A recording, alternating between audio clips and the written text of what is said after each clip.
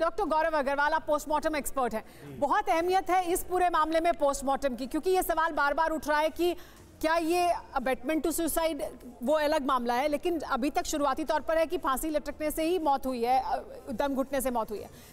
अगर ये लेटर सही नहीं है तो फिर क्या और पहलू हो सकते हैं जो हमें इसके जरिए पता लग सकते हैं पोस्टमार्टम रिपोर्ट के जरिए? देखिए, पोस्टमार्टम रिपोर्ट अपने आप में एक बहुत ही अहम डॉक्यूमेंट है और वो पूरी तरीके से बता देता है कि डेथ सुसाइडल हैंगिंग है कि होमिसाइडल हैंगिंग है वर्सेस स्ट्रैंगुलेशन है। ये तीन एस्पेक्ट हैं। अब स्ट्रैंगुलेशन तो वर्चुअली रूल्ड आउट है। के 5 डॉक्टर्स ने मिलकर रूल आउट कर दिया है कि स्ट्रैंगुलेशन का एलिमेंट नहीं है, यानी कि किसी और ने उनको गर्दन दबाकर नहीं मारा है। अब रही बात suicidal hanging versus homicidal hanging. Homicidal hanging मतलब किसी और ने उसको ज़बरदस्ती लटकने पर या तो मजबूर किया, या जो विसरा रखी हुई है, विसरा की रिपोर्ट 4-5 दिन में आएगी, इसलिए वो फाइनल रिपोर्ट तभी देंगे। तो तब ये जब तक रिपोर्ट आ जाएगी तब ये हो जाएगा कंफर्म कि क्या पता उसको जहर देके मजबूर किया हो। लेकिन ultimately suicidal hanging is always suicidal unless proved otherwise.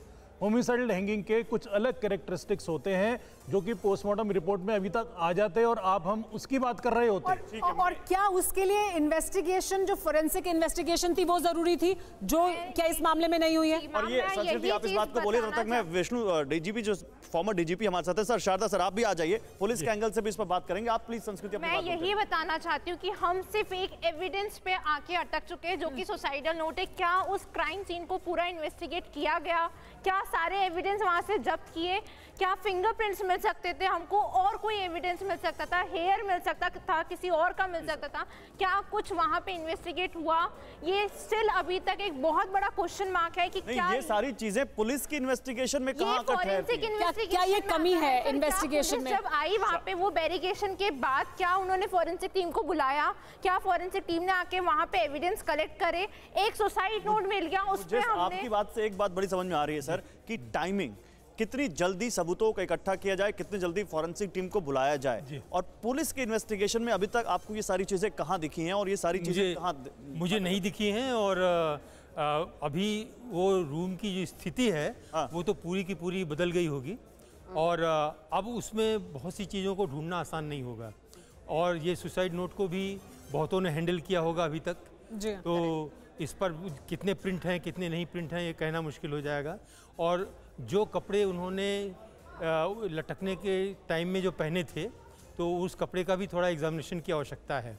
तो इस तरह के बहुत से फोरेंसिक एग्जामिनेशन की ज़रूरत थी, जो कि जैसे जैसे समय बीत रहा है वैसे वैसे मुश्किल होते जाएंगे। इतना हाई प्रोफाइल मामला होने के बावजूद इस तरह की हमें जो जानकारियां हैं जो अभी तक मिल रही हैं, जिसमें लग रहा है कि इस तरह की शुरुआती कुछ लापरवाहियां हुई हैं जो केस को प्रभावित कर सकती हैं, वो क्यों हुई?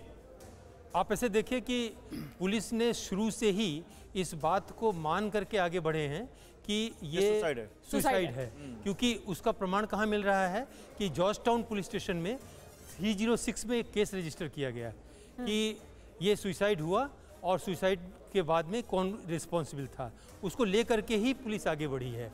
इसमें सुसाइड को छोड़ के दूसरा एंगल शुरू से अगर उनको डाउट होता तो बहुत कुछ किया जाना चाहिए था, जो कि अभी तक नहीं किया गया है। विष्णु कुछ ऐड करना मैं एक बात ये ऐड करना चाहता हूं कि इसमें जो बॉडी है, और इसमें यहाँ पे एक्सपर्ट्स भी बैठे हैं, अगर ये मर्डर का केस होगा इन केस, तो बॉडी में एक्सटर्नल इंजरीज भी होंगे।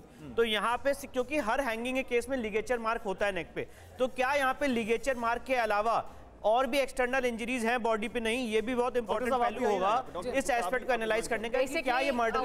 लेकिन rigor mortis which we are talking about, क्योंकि उनको जब उतार के नीचे वी ट्राइंग टू पुट, क्योंकि हम लोगों ने सुनंदा पुष्कर के केस में भी हम लोगों ने देखा कि रिगर मोटर किस तरीके से था, बॉडी का एलिनेशन लाइन करा हुआ था। लेकिन अनुजा, आपसे जो हम जानना चाहते हैं वो ये, क्योंकि उनकी मनोवैज्ञानिक जो स्थिति है ना, वो बहुत अहमियत रखती है समझना।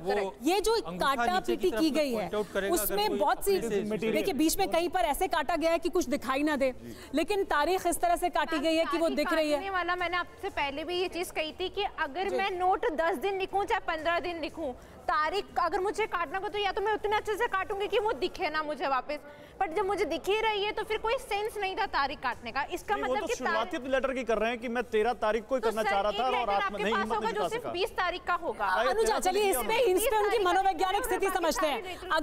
अगर वो सुसाइड करने जा रहे हैं तो क्या वो इस बात पे इतनी अहमियत देंगे कि मैं इस तारीख को काट कर यहाँ पर दूसरी तारीख लिखूं, मैं ये बताऊं, ये सबूत छोड़ूं कि मैंने ये आज ही के दिन लिखा है, इस पर ध्यान देंगे क्या? आप मुझे जब वो आत्महत्या करने वाले। बिल्कुल बिल्कुल सही बात है ये। अगर आज मैं बैठी हूँ खुद भी कुछ करने के लिए, मेरी अगर तबीयत भी ठीक नहीं है तो मैं खाना भी नहीं खाऊंगी।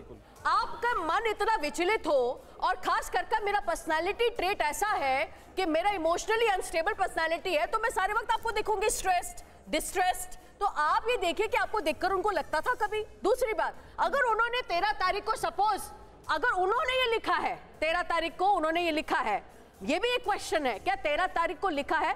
क्या कोई विटनेस था? किसी को ये पता था कि ये लेटर सामने उसने लिखा है? क्योंकि जिसने को पता था कि उसने बाद में, आप ये कलर देखिए, ब्लू कलर के साथ पेन से बाद में काटा है।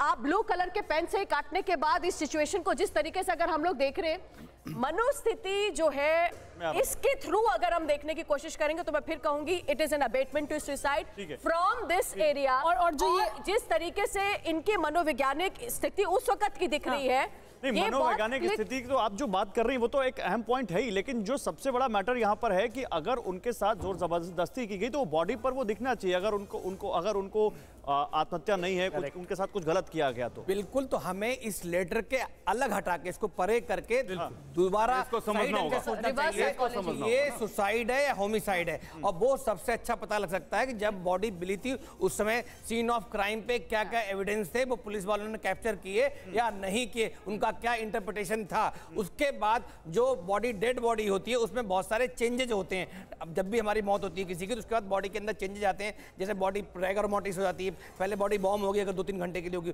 उसके बाद बॉडी स्टिफ हो जाएगी, उसका आईज ओपन हो जाएंगी, कॉर्निया क्लाउडी हो जाएगा, फिर लाइगेचर मार्क है तो लाइगेचर मार्क कैसा है, पूरा कंप्लीट है या इनकम्प्लीट है।